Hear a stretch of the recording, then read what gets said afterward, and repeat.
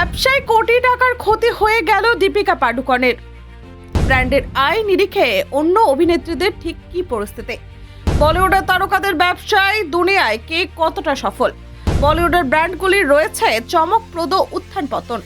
দীপিকার ত্বক পরিচর্যা ব্র্যান্ডের 12 কোটি টাকার ক্ষতি হয়ে গেল। এদিকে ক্যাটরিনা কৃতি প্রিয়াঙ্কার আয় বৃদ্ধি হলো। বলিউডের ব্যবসায়িক লড়াই চরমে। কে বিউটি হাইফেন অ্যানিমালি সবই আলোচনায়। দীপিকা পাডুকোনের ব্যবসায় ঝড়, লাভ কমলেও লড়াই থামল না। অভিনয় থেকে ব্যবসায় বলিউড সেলিব্রিটিদের আর্থিক যুদ্ধ দেখার মতো। দীপিকা, ক্যাটরিনা, কৃতি, প্রিয়াঙ্কা, বলিউডের ব্যবসার ব্র্যান্ডে মহাযুদ্ধ। নতুন বছরের ব্র্যান্ড লঞ্চের পরিকল্পনা চলছে। বলিউডের তারকা তৈরি করছে বিজনেস প্ল্যান।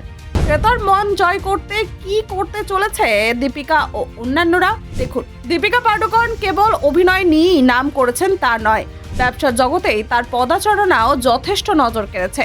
ত্বক পরিচর্যা সংক্রান্ত ব্র্যান্ড 82 ডিগ্রির মালিক তিনি।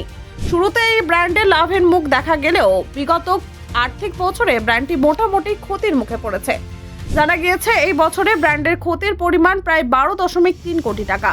দীপিকার মতো বলিউডের অনেক অভিনেত্রী নিজস্ব ব্যবসা রয়েছে, তবে সবকিছুই সমানভাবে সাফল্যমণ্ডিত নয়। দীপিকার ব্র্যান্ডের আয় 21.2 কোটি টাকা থেকে কমে দাঁড়িয়েছে 14.7 কোটি টাকায়। চলতি বছরে বিপণন ও খরচ নিয়ন্ত্রণের জন্য বিশেষ পদক্ষেপ নেওয়া হয়েছিল। বিপণনের প্রচেষ্টা জোরদার করার পরেই ব্র্যান্ডের সাফল্য তেমন চোখে পড়েনি। তবে ভবিষ্যতে কিভাবে লাভ্যাংশ বৃদ্ধি করবে তা নিয়ে দীপিকার দল এখনও কাজ চালাচ্ছে।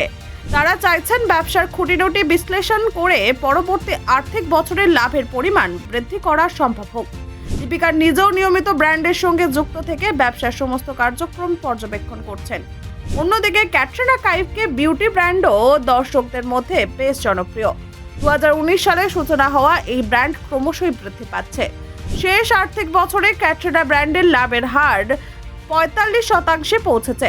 বিশেষ করে ত্বক পরিচর্যার বাজারে এটি একটি শক্ত অবস্থান তৈরি করেছে। কৃতি স্যাননের হাইফেন ব্র্যান্ডও ব্যবসায় সাফল্যের মুখ দেখছে। মাত্র 2 বছরে ব্র্যান্ডটি 400 কোটি টাকা আয় করেছে। ক্রেতাদের ইতিবাচক প্রতিক্রিয়া ও পুনরায় পণ্য ক্রয় করা এই ব্র্যান্ডের জনপ্রিয়তা অন্যতম কারণ। কৃতি নিজেও ব্র্যান্ডের প্রচার এবং নতুন পণ্যের উন্নয়নে সক্রিয় ভূমিকা পালন করেছেন। প্রিয়াঙ্কা চোপড়ার অ্যানোমালি ব্র্যান্ডও উল্লেখযোগ্য সাফল্য পেয়েছে। 2011 সালে চালু হওয়া এই কেশ পরিচর্যার ব্র্যান্ডটি 2023 সালে বিশেষ নজির করেছিল।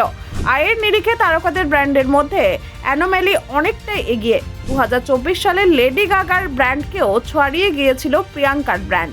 ব্যুরো রিপোর্ট, নির্ভীক বার্তা।